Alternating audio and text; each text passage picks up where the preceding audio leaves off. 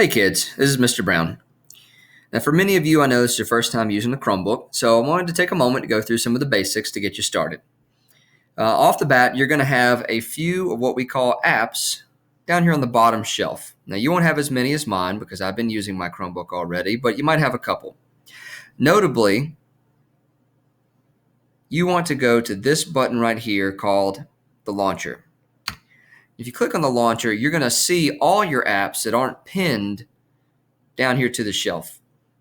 And again, I've got quite a few already just because I've been using my Chromebook a while. And you can download more apps that you may need from the web store. By the way, if you haven't already figured out how to work the touchpad on your Chromebook, if you touch with two fingers, it's the same as a right click. I'm going to right click on Web Store.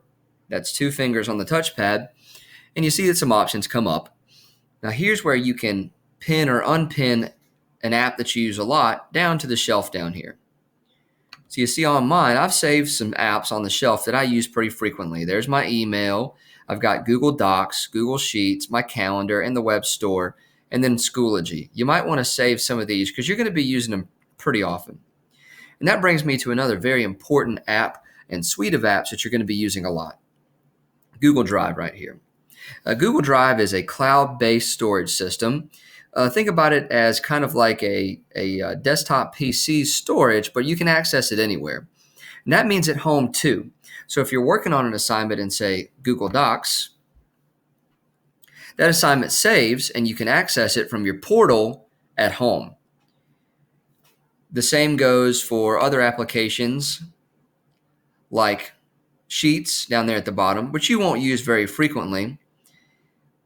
But another Google app that you might use quite a bit is Google Slides. Docs and Slides are going to be pretty important to you this year.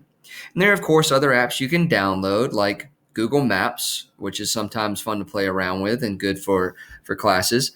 You can access your hard drive files right there. There is a camera that you need to get familiar with using to turn in assignments. And if Schoology isn't already downloaded, you definitely want to make sure you have Schoology on your laptop.